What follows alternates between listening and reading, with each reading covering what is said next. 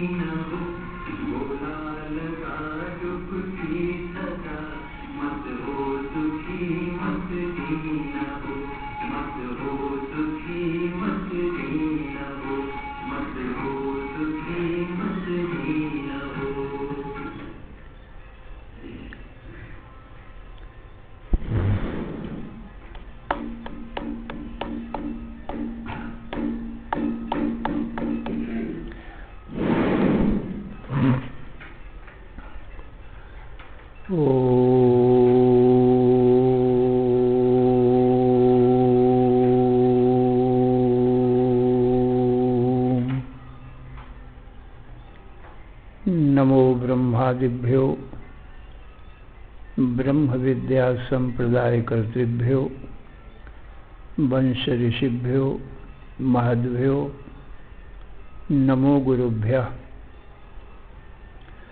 सर्वोपप्लवरहितः प्रज्ञानघनः प्रत्यगर्थो ब्रह्मैवाहमस्मि। नारायणं पद्मभवं वसिष्ठं शक्तिंच तत्पुत्र पराशरंच व्यासं शुकं गौड़पदम महांतम गोविंद योगींद्रम अथास्य शिष्यम श्री शंकराचार्यम अथास्य पद्मपादम च हस्तामलकम च शिष्यम तंत्रोटकम वारुत्रिककारम अन्यान अस्मद्गुरून् संततम आनतोस्मि। श्रुति स्मृति पुराणानाम आलयम करुणालयम नमामि भगवत्पादम शंकरम लोक शंकरम शंकरम शंकराचार्यम केशवम वादरायणम सूत्रभाष्यकृतौ वंदे भगवन्तौ पुनः पुनः। ईश्वरो गुरुः आत्मेति मूर्तिभेद विभागिने व्योमवद् व्याप्त देहाय दक्षिणामूर्तये नमः। अशुभाने निराचष्टे तनोति शुभ संततिम स्मृतिमात्रेण यत्पुंसां ब्रह्म तन्मंगलम परम। अति कल्याण रूपत्वान् नित्य कल्याण संश्रयात् स्मृतीनां वर्धत्वाच्च ब्रह्म तन्मंगलम विदुः। ओंकारश्चाथ शब्दस्य द्वैतौ ब्रह्मणः पुरा कंठं भित्त्वा विनिर्यातौ तस्मान् मांगलिकौ उभौ। ओम तत्सत् परब्रह्मणे नमः। श्री राम जय जय राम। श्री राम जय जय राम। श्री राम जय जय राम। श्री राम जय जय राम। श्री राम जय जय राम। श्री राम जय जय राम। श्री राम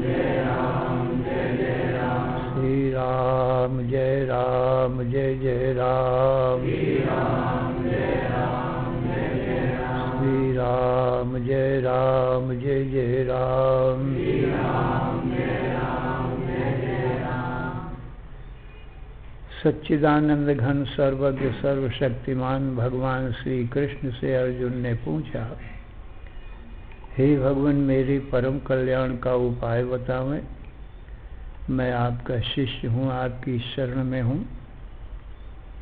मेरा तन मन बुद्धि प्राण आपके चरणों में अर्पण है। तो भगवान श्री कृष्ण बोले, हे अर्जुन सावधान मन से श्रवण करो। गीता अध्याय 6।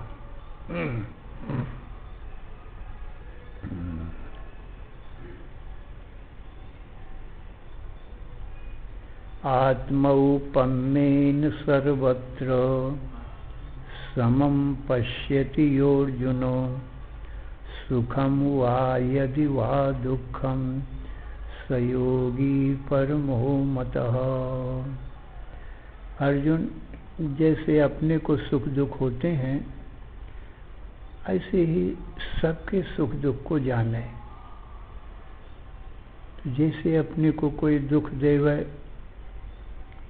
तो बुरा लगता है, अच्छा नहीं लगता है। सुख देवे तो अच्छा लगता है। सबके लिए भी ऐसा ही समझना चाहिए। इसका मतलब ये हुआ कि हमको किसी को दुख नहीं देना चाहिए। बन सके तो सुख देवे, तो न बन सके तो दुख तो देवे ही नहीं। ये अर्थ हुआ। ऐसा योगी अर्जुन मुझको सबसे श्रेष्ठ मान्य है।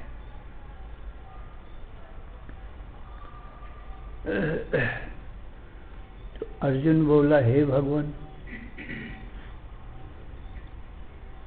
योऽयं योगस्त्वया प्रोक्तः साम्येन मधुसूदन एतस्याहं न पश्यामि चंचलत्वात् स्थितिं स्थिराम।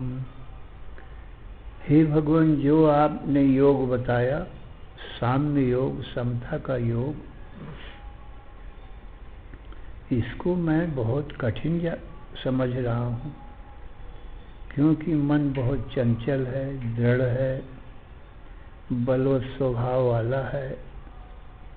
तो इसका रोकना मुझको वायु के समान कठिन मालूम होता है।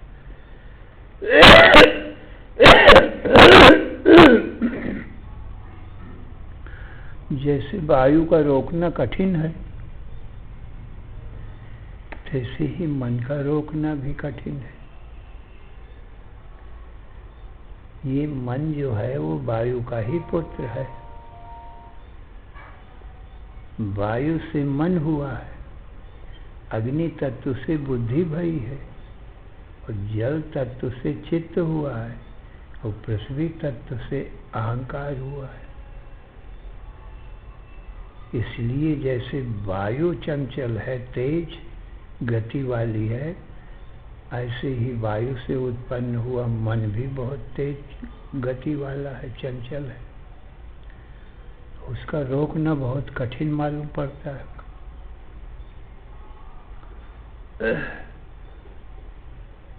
चंचलम ही मनः कृष्ण प्रमाथि बलवत् दृढ़म तस्याहम निग्रहम मन्ये वायोरिव सुदुष्करम। श्री भगवान उवाच असंशयं महाबाहो मनो दुर्निग्रहं चलम अभ्यासेन तु कौन्तेयो वैराग्येण च गृह्यते। अर्जुन, निश्चय ही मन बहुत चंचल है, मैं मानता हूँ, और बलवान है, दृढ़ है, पर तो भी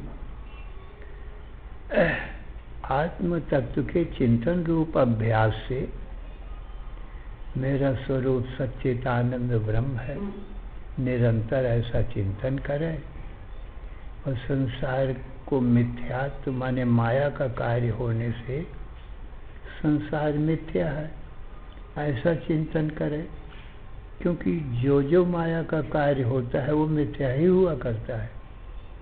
कैसे? इंद्रजालवत, जैसे इंद्रजाली पुरुष अपनी माया से क्षण मात्र में अनेक वस्तुएं बना देता है, लोगों को दिखा देता है। आकाश में बाग बगीचा बना देता है, कुटी बना देता है, बहुत रूप धर लेता है, सो मिथ्या है। रुपयों की वर्षा करता है, खाने पीने की मेवा मिठाई आदि बना देता है, खेल है उसका, वो एक जादू है उसके पास, लोगों को दिखा देता है। परंतु वो सब उसका बनाया हुआ संसार सब मिथ्या ही होता है। इस दृष्टांत के अनुसार अर्जुन, ये संसार भी माया से ही बना है, मुझे ईश्वर की माया से संसार बना है, इसलिए ये संसार भी माया का कार्य होने से मिथ्या है। संसार कथम मिथ्या? बोले माया कार्यत्वात्, और दृष्टांत इंद्रजालवत्, ये दृष्टांत है। तो संसार मिथ्या है, सत्य नहीं है। सत्य में सबकी प्रीति होती है, प्रेम होता है, और झूठे में कोई प्रेम नहीं हुआ करता है। जैसे छाया चित्रों में प्रेम नहीं होता है, जैसे मांसमयी स्त्री पुरुष होते हैं उनमें परस्पर लोगों का प्रेम होता है, उनको सत्य जानते हैं। ये जागृत के मांसमयी हैं, इनमें हाड़ मांस चाम है, तो इनको लोग सत्य मानते हैं, तो इनमें प्रेम होता है। परंतु छाया चित्र यदि हो स्त्री पुरुष छाया चित्र के, उनमें किसी का प्रेम नहीं होता। क्यों? जानते हैं कि ये तो झूठे हैं, छाया है। तो छाया चित्रों में वैसा प्रेम नहीं होता है, मिथ्या जानने पर। ऐसी माया का कार्य होने से ये छाया चित्र के समान ही जगत है, क्योंकि ये मांसमयी नहीं है छाया चित्र के समान। छाया चित्र भी तो आदमी, औरतें सब दौड़ते हैं, मांसमयी ही लगते हैं, देखने में तो ऐसा ही लगता है बिल्कुल, परंतु निश्चय ही झूठे हैं वो। तो जो जो माया का कार्य हो वो झूठा ही हुआ करता है। कोई मनुष्य भी योगी होता है तो योग बल से अपने आप को कई रूप बना लेता है, सिंह बन जाए, व्याघ्र बन जाए, सर्प बन जाए, अब बिल्कुल वैसे ही जैसे होते हैं जंगल के जानवर, परंतु वो सब झूठे होते हैं, सत्य नहीं होते।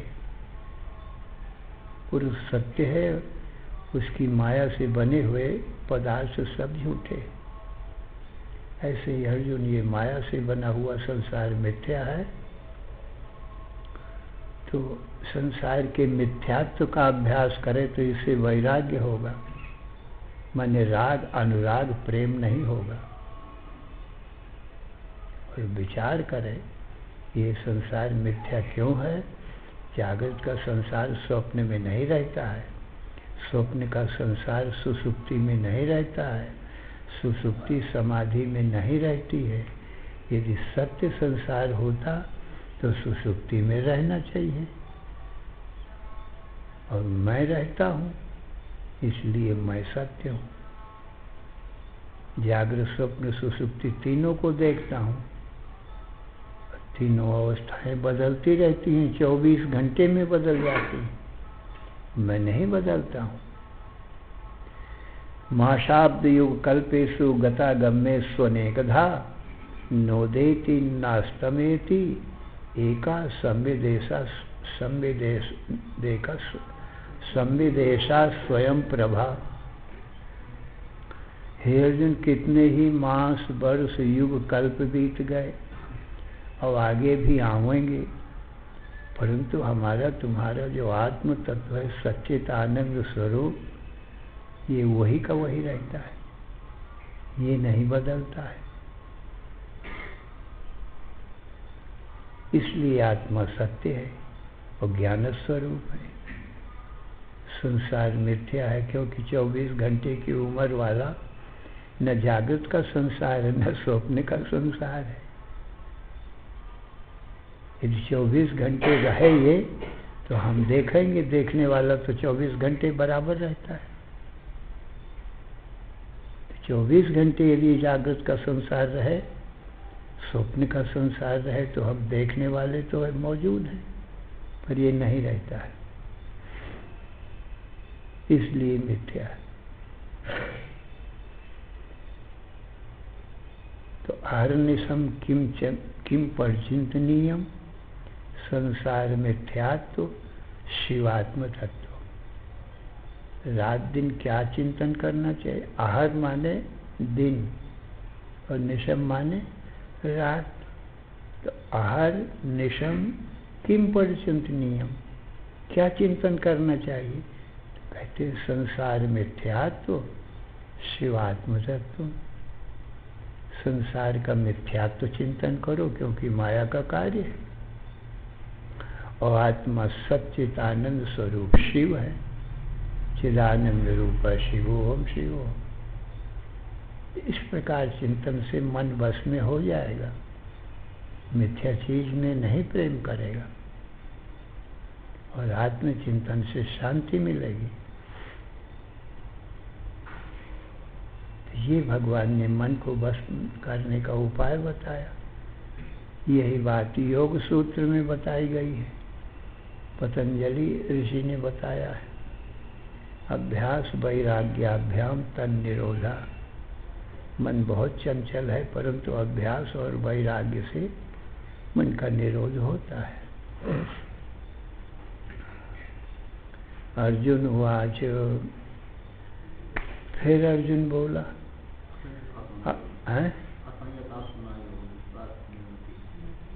नहीं नहीं नहीं, आयति श्रद्धयोपेतो योगाचलित मानसः अप्राप्य योग संसिद्धिं काम गतिं कृष्ण गच्छति कच्चिन्नो भय विभ्रष्टश्छिन्नाभ्रमिव नश्यति अप्रतिष्ठो महाबाहो विमूढ़ो ब्रह्मणः पथि एतन्मे संशयं कृष्ण छेत्तुमर्हस्य शेषतः त्वदन्यः संशयस्यास्य छेत्ता नाह्युपपद्यते। हे भगवान, यति नहीं है, मैंने योग उसका ठीक कर नहीं पाया है, परंतु श्रद्धा है। आयति श्रद्धयोपेतो, श्रद्धया से युक्त है, श्रद्धया उपेता, श्रद्धा से उपेता माने युक्त है। आयति श्रद्धयोपेतो योगाचलित मानसा, और योग करने में लगा हुआ है, परंतु योग से मन फिर विचलित हो गया, मन योग भ्रष्ट हो गया। आयति श्रद्धयोपेतो योगाचलित मानसा, तो अप्राप्य योग संसिद्धि, योग की सिद्धि तो उसको मिलेगी नहीं जब योग से भ्रष्ट ही हो गया है। तो प्रभु फिर काम गतिम कृष्ण गच्छति, उसकी फिर क्या गति होती है? कच्चिन्नो भय विभ्रष्ट छिन्ना भ्रमिव नश्यति, क्या वो भय भ्रष्ट हो जाता है? लोक परलोक दोनों से गया। जैसे वायु से मेघ छिन्न भिन्न होकर के नष्ट हो जाते हैं, क्या यही गति उस योगी की होती है जो योग भ्रष्ट हो गया है? कच्चिन्नो भय विभ्रष्ट, कच्चिन्नो विभ्रष्ट छिन्न अभ्रमिव नश्यति। कच्चिन्नो भय विभ्रष्ट छिन्नाभ्रमिव नश्यति अप्रतिष्ठो महाबाहो विमूढ़ो ब्रह्मणः पथि। तो ब्रह्म के पद से तो विमूढ़ हुआ, भ्रष्ट हो गया, तो उसकी क्या गति होती है ये आप मुझको बताओ। एतन में संशयम कृष्णो, हे कृष्ण ये मुझको बहुत बड़ा संशय है, क्योंकि मुझको भी विश्वास नहीं है पूरा योग कर पाऊंगा कि नहीं। तो उसकी गति क्या होती है आप बताइए। एतन में संशयम कृष्ण छेत्तुमर्हस्य शेषतः त्वदन्य संशयस्यास्य छेत्ता नाह्युपपद्यते। तुमसे भिन्न कोई अन्य इस मेरे संशय का निवारण करने वाला कोई नहीं है, इस संशय को सम्यक प्रकार से समाधान कर दे। तो श्री भगवान उवाचो पार्थ नैवेह नामुत्रो विनाशस्तस्य विद्यते नहि कल्याण कृत कश्चित् दुर्गतिं तात गच्छति। हे पार्थ, नैवेह नामुत्र विनाशस्तस्य विद्यते, न उसका यहाँ विनाश होता है न परलोक में विनाश होता है। सन्मार्ग में चल रहा है, अच्छी रास्ता चल रहा है, धर्म के पथ पर, योग के पथ पर चल रहा है, मान लो भ्रष्ट हो गया तो उसका विनाश नहीं होता है, वो फिर माने उसी मार्ग में चलने लग जाता है। कोई योग से गिर गया, भ्रष्ट हो गया, तो भ्रष्ट ही थोड़ी पड़ रहा है, फिर आगे बढ़ेगा। साइकिल में लोग चढ़ते हैं पर कई बार गिर भी जाते हैं, घोड़ा में चढ़ते हैं और चलती चलती कभी गिर जाते हैं तो क्या पड़े ही रहते हैं? अरे फिर उठते हैं, फिर उसी साइकिल में चढ़ते हैं, उसी घोड़े में फिर सवार होते हैं, कड़ी लगाम करके, और फिर दौड़ाते हैं घोड़े को। ये थोड़ी है कि वो गिरे ही पड़े रहे। ऐसे कितने योगियों के, ऋषियों के दृष्टांत हैं, गिरे हैं तपस्या से, योग से गिरे हैं, परंतु फिर उठे हैं, फिर रास्ता तय किया है। विश्वामित्र आदि, नारद आदि, चित्त चलायमान हो गया। चित्त है, मन है, संसार के विषय माया है, बड़ी मोहनी है, हो सकता है सब, परंतु वो गिरे ही नहीं, पड़े रहते हैं, फिर उठते हैं, अपने रास्ता पूरा करते हैं। इस प्रकार से हे पार्थ, उसका इस लोक या परलोक में विनाश नहीं होता है। नहीं कल्याण कृत कश्चित् दुर्गतिं तात गच्छति।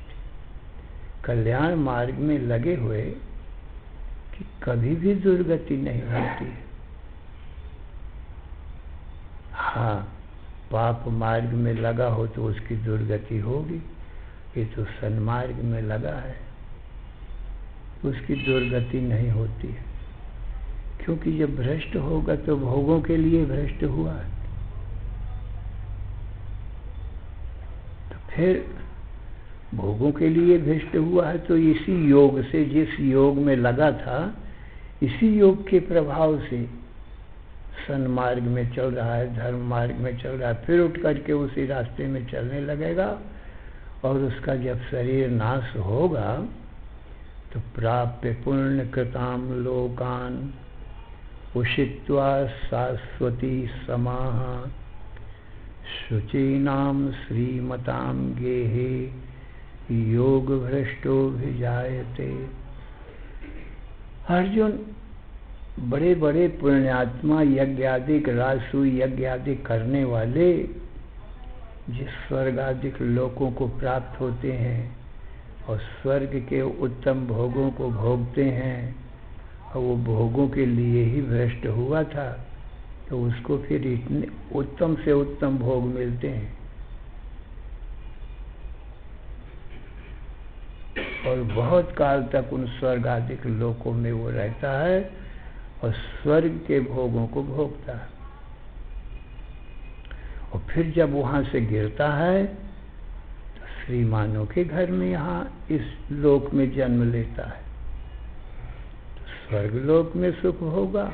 और इस लोक में जब आया वहाँ से भ्रष्ट होकर के, तो संसार में बहुत से धनी मानी जो पुरुष हैं, श्रीमानी हैं और धर्मात्मा भी हैं, ऐसे लोगों के यहाँ जन्म लेता है। तो उत्तम भोगों को भोगेगा, और धर्मात्मा है इसलिए पतित भी नहीं होगा। अब इस लोक में भी धर्मात्मा रहेगा। कितने श्रीमान हैं और धर्मात्मा लोग हैं, ऐसे उत्तम घरों में या राजा लोगों के घरों में जन्म लेता है। और जिसका मन भोगों में नहीं गया है और योग में लगा है, परंतु योग पूरा ना हो पाया, शरीर छूट गया, अब उसका जन्म बताते हैं। अथवा योगिनामेव कुले भवति धीमताम् एतद् हि दुर्लभतरम लोके जन्म ईदृशम्।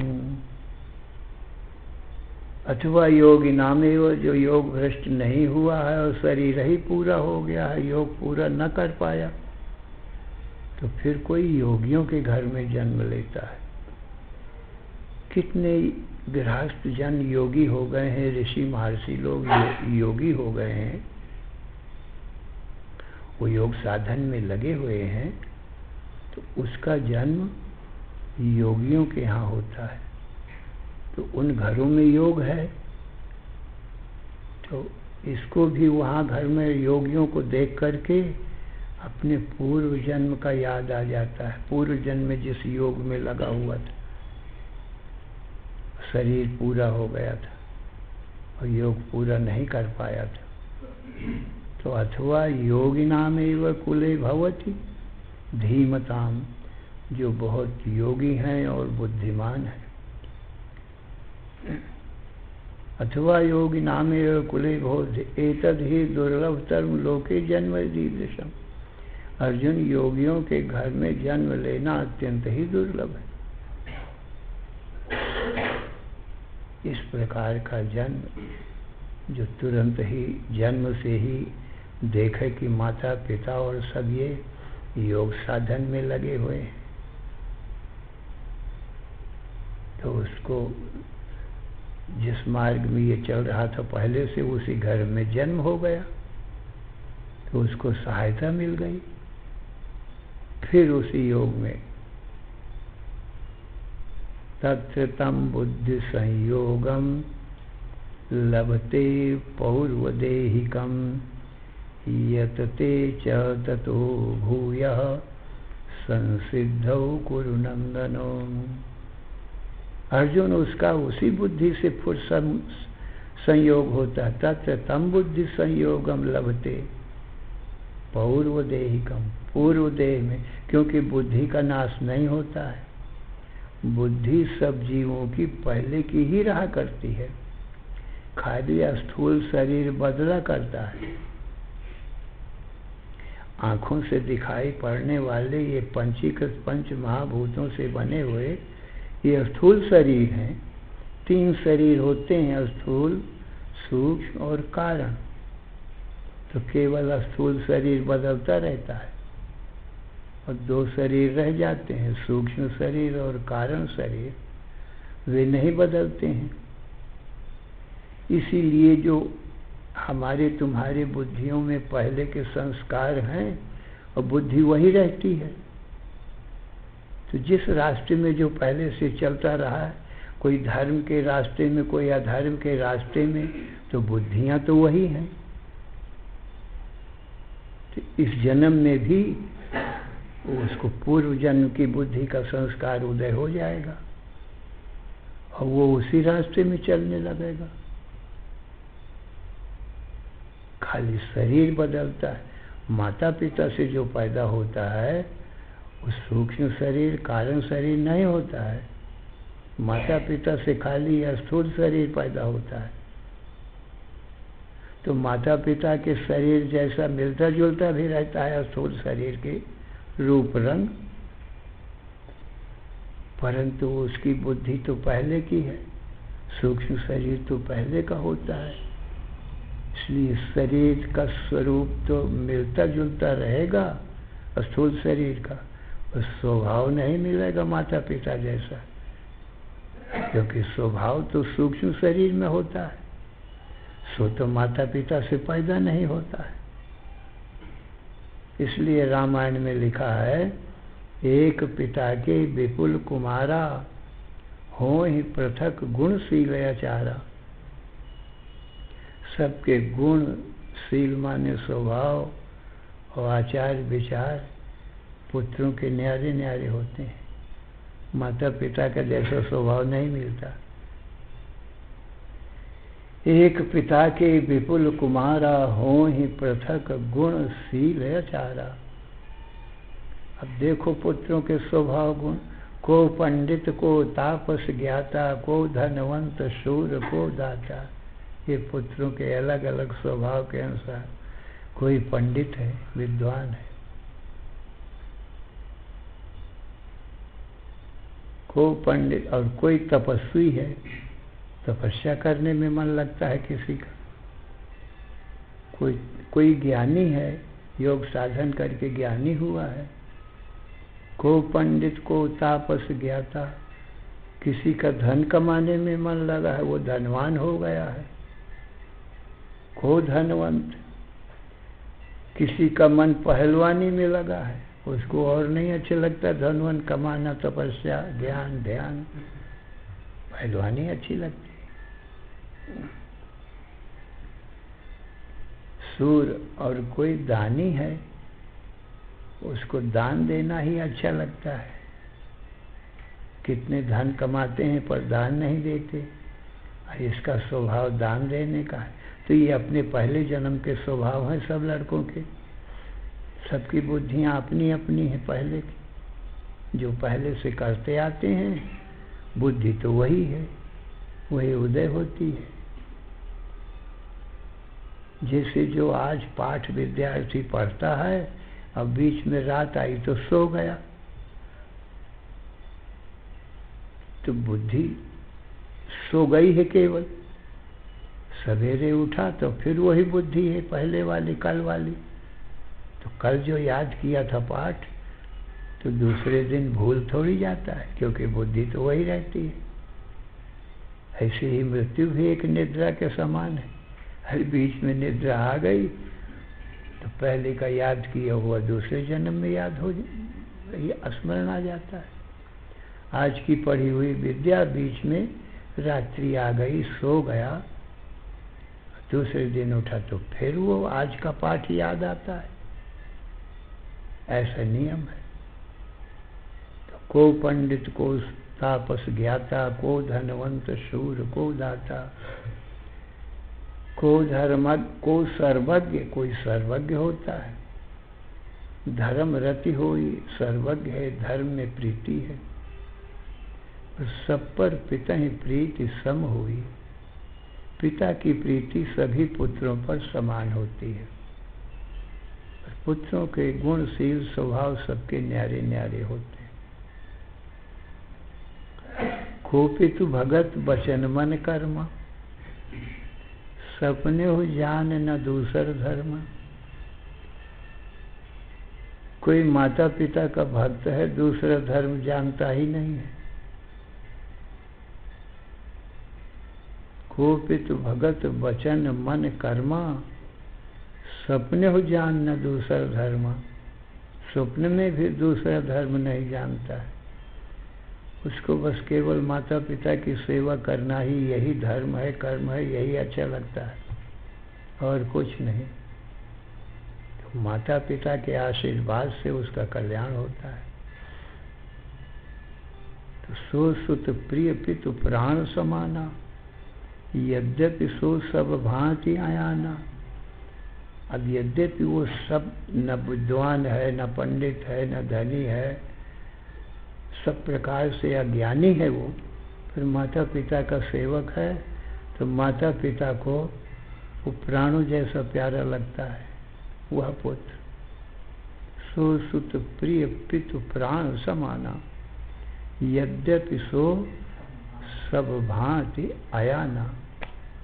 तो भगवान राम कहते हैं कि इस प्रकार से मेरे भी संसार में अनेक पुत्र हैं और सबके स्वभाव न्यारे न्यारे हैं। मेरा जैसा स्वभाव नहीं मिलता, सबकी बुद्धियां न्यारी न्यारी हैं पहले के कर्मों के संस्कार के अनुसार। यही विधि जीव चराचर जेते, ये दृष्टांत दिया, लौकिक दृष्टांत। यही विधि जीव चराचर जेते, त्रिजग देव नर असुर समेते। त्रिजग कहते हैं पशु पक्षी आदि, देव देवता लोग, और नर मनुष्य, और असुर राक्षस लोग। अब ये सब मेरे पुत्र हैं। यही विधि जीव चराचर जेते, त्रिजग देव नर असुर समेते। अखिल विश्व यह मम उपजाया, सब पर मोर बराबर दाया। इसलिए सबके ऊपर मेरी बराबर दया होती है। अब कोई प्रश्न करे कि भगवान अवतार लेकर के साधु ब्राह्मणों की तो रक्षा करते हैं और दुष्टों को तो मारते हैं, तो उनके ऊपर दया क्यों नहीं करते हैं? तो भगवान कहते हैं उनके ऊपर भी मेरी दया, बहुत ज़्यादा दया है। कहा ये कैसे? कहा जो पाप के अधर्म के बीज मुट्ठी भर भर करके बो रहे हैं, तो अपने धर्म कर्म से तो उनकी मुक्ति होना बहुत कठिन है, अत्यंत ही कठिन है, असंभव जैसी है। क्योंकि पाप बढ़ते ही जाएंगे, पाप से नरक होता है, तो नरकों में वो जाएंगे। तो उनको मार देने से आगे उनका पाप का बीज बोना बंद हो गया, और इधर साधु ब्राह्मणों को जो मार काट रहे थे इनकी रक्षा भी हो गई। और मेरे पुत्र हैं इसलिए मैंने अपना ही धाम में भेजा। तो साधु ब्राह्मणों से पहले ही वो तर गए, और कोई तपस्या किया नहीं, धर्म कर्म किया नहीं। देखो आखिर मेरे पुत्र हैं तो सब पर मोह बराबर दया, तो उन पर भी मेरी पूरी दया है। नहीं अपने कर्मों से, कर्मों के बल पर तो वो तो नरक ही जाते, पर मेरी कृपा से उनको मैंने, जिन जिन को मैंने असुरों को मारा, अपना धाम ही दिया है। सब रामायण में भी भागवत में भी यही बताया गया है कि भगवान ने जिनको मारा सो अपना लोक, अपना धाम दिया। अहो बकीयं स्तनकालकूटं जिघांसया पायेदप्यसाध्वी लेभे गतिं धात्रिजितां ततोऽन्यं कं वा दयालुं शरणं व्रजेम। बकासुर की बहन पूतना थी, सो भगवान का भी जन्म ही हुआ था, तो ये वहाँ गई, कंस ने भेजा उसको मारने के लिए कि मार डालो, वो मेरा काल है। पूतना गई मारने के लिए, अपने स्तन में दूध, स्तन में विष, कालकूट विष लगा के गई, और दिव्य देवी का रूप धारण कर लिया वहाँ जाके। ये राक्षसी लोग भी मायावी होते हैं, बहुत रूप धर लेते हैं। सुंदर दिव्य देवी का रूप धारण करके पहुँच गई, और वहाँ सब नंदगांव की तमाम बहु बेटियां सब आ रही थीं, मंगलाचरण हो रहा था, मंगल गीत गाए जा रहे थे, उन्हीं के साथ में ये भी पहुंच गई। अब वहाँ क्या पता लगेगा कि इसके घर की बहु बेटी है।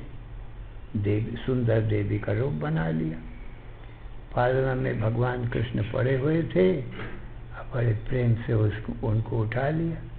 यशोदा मैया ने मना नहीं किया, चलो प्यार करती है कर लेने दो, परंतु वो उठा करके तुरंत ही अपना स्तन भगवान कृष्ण के मुख में लगा दिया, तो मारने के लिए गई थी।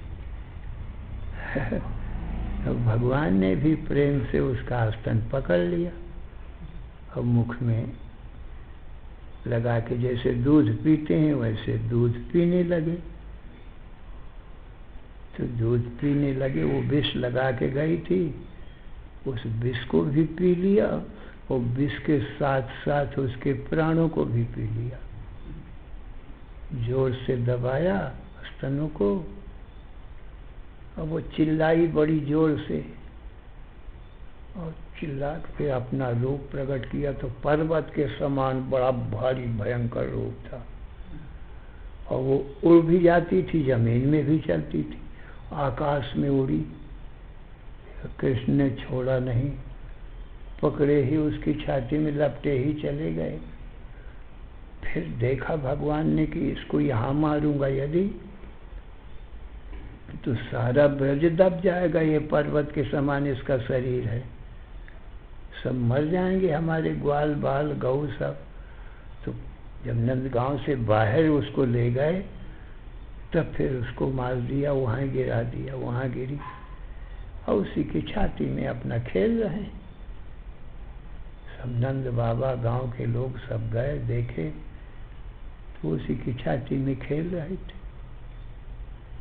फिर वहाँ से उठा के लाए भगवान कृष्ण को। तो भगवान कृष्ण ने ऐसी पूतना को भी माता की गति दिया कि चाहे विष लगा के गई थी, परंतु माता के समान मुझे दूध पिलाया इसने, इसलिए माता की गति दिया, मैंने मुक्ति दिया, अपने धाम में भेजा। कंस द्रोही था, वैर भाव से भजता था, उसको मार करके भी अपने धाम को भेजा। ऐसे जिन जिन राक्षसों को मारा है उनको अपने धाम भेजा है। वैरेण्यम नृपतया शिशुपाल पौंड्रो शाल्वादयो गति विलास विलोकनाद्य ध्यायन्तयाकृध्या शयनाशनादौ तत्साम्य मापुरनुरक्त धियाम पुनः किम। वैर भाव से जो भजते थे भगवान को, ये असुर लोग, राजा के वेश में असुर लोग थे। शिशुपाल, पौंड्र, शाल्व, ये सब, इनको सबको मार करके भगवान ने अपने धाम में भेजा। फिर कहते हैं कि जिसका भगवान में प्रेम हो, प्रेम से भगवान को पुत्र भाव से, मित्र भाव से जो भजता हो भगवान को, उनको भगवान अपना धाम देंगे। इसमें तो आश्चर्य ही क्या है, जैसे शत्रुओं को भी अपना धाम देते हैं। अब ये निश्चय है, भगवान को तो कौन मार सकता है? जब भगवान ने सबको पैदा किया है, सारे संसार के पुत्रों को, उनको तो कोई मार सकता नहीं है। तो भगवान को अब वो मारने का कर ले में प्रगति, वो भी एक खेल है।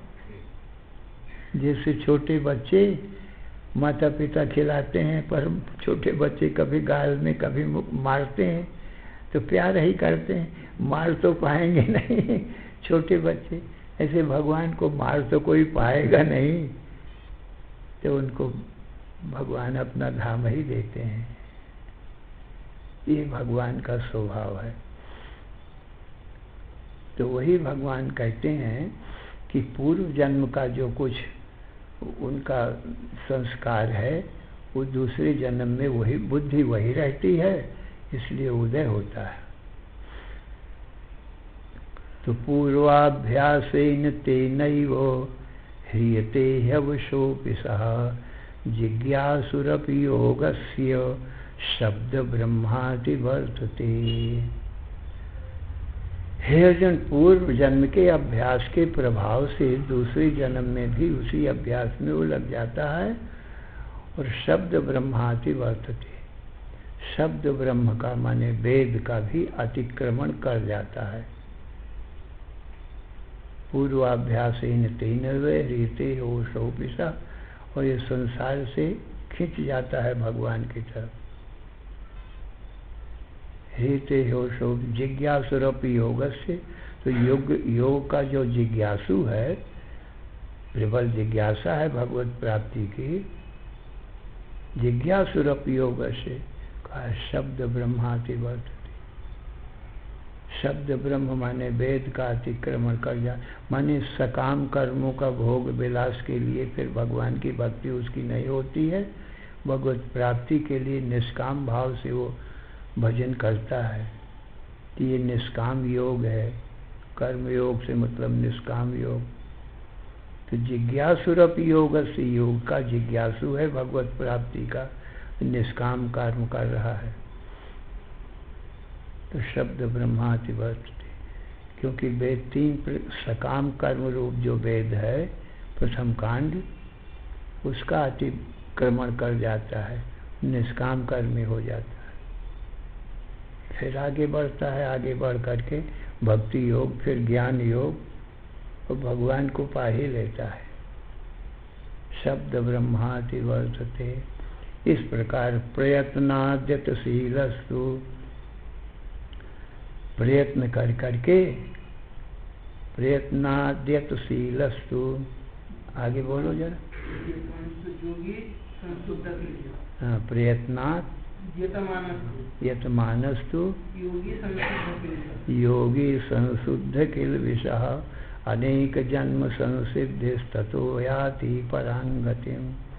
इस प्रकार से प्रयत्न करने वाला योगी और सिद्धि को प्राप्त कर लेता है। योगी संसिद्ध के लिए अनेक जन्म संसिद्धिस्ततो याति परांगति। एक जन्म में नहीं तो 2 जन्म में, 3 जन्म में, 4 जन्म में, जब उस लगा ही है प्रयत्न में, कितना ही लंबा रास्ता हो, जब उसको रोज चलना ही है तो एक दिन पहुंच ही जाएगा, और नहीं चलेगा तो नज़दीक का भी रास्ता हो तो कितने दिन में पहुंचेगा, और नहीं पहुंचेगा कभी। और धीरे धीरे भी चलने वाला लंबा रास्ता जब चलता ही रहेगा तो पहुंच जाएगा। ऐसे ही योग जन्म, एक जन्म में नहीं तो कई जन्मों में तो भगवान को पा ही लेगा, क्यों लगा है ना उस प्राप्ति के मार्ग में। तो आगे क्या है? तपस्विभ्योऽधिको योगी ज्ञानिभ्योऽपि मतोऽधिकः कर्मिभ्यश्चाधिको योगी तस्मात् योगी भवार्जुनो। अर्जुन, इस प्रकार से जो योगी है वो तपस्वी से भी बड़ा है, और जो ऐसे ही शास्त्र ज्ञानी है उसको अनुभव ज्ञान नहीं है, उन ज्ञानियों से भी श्रेष्ठ है। और कर्मिभ्यश्चाधिको योगी, और सकाम कर्मियों से अधिक श्रेष्ठ है। तस्मात् योगी भवार्जुन, इसलिए हे अर्जुन तुम योगी बनो, माने निष्काम कर्म योगी बनो। और फिर इसके साथ साथ कहीं भक्ति भी होगी तो सोने में सुहागा हो जाएगा। योगिनाम अपि सर्वेषां मद्गतेनान्तरात्मना श्रद्धावान भजते यो माम समे युक्त तमो मतः। अर्जुन, उन सब योगियों में भी जो श्रद्धावान है, मेरी भक्ति भी करता है, निष्काम कर्म योगता है, तो निष्काम कर्मी हो मेरा भक्त भी साथ साथ, वो सब योगियों में श्रेष्ठ है। ओम तत्सदिति श्रीमद्भगवद्गीतासु उपनिषत्सु ब्रह्म विद्यायां योग शास्त्रे श्री कृष्णार्जुन संवादे आत्म संयम योगो नाम षष्ठो अध्याय। यहाँ आत्म संयम का मतलब मन का संयम करने वाला, ये छठा अध्याय है। तो आत्म संयम करेगा तो आगे भगवत प्राप्ति हो जाएगी। श्री राम जय राम जय जय राम, श्री राम जय राम जय जय राम, श्री राम जय राम जय जय राम, श्री राम जय राम जय जय राम, श्री राम जय राम जय जय राम, श्री राम जय राम जय जय राम। धर्म की जय हो, अधर्म का नाश हो, प्राणियों में सद्भावना हो, विश्व का कल्याण हो। हर हर महादेव।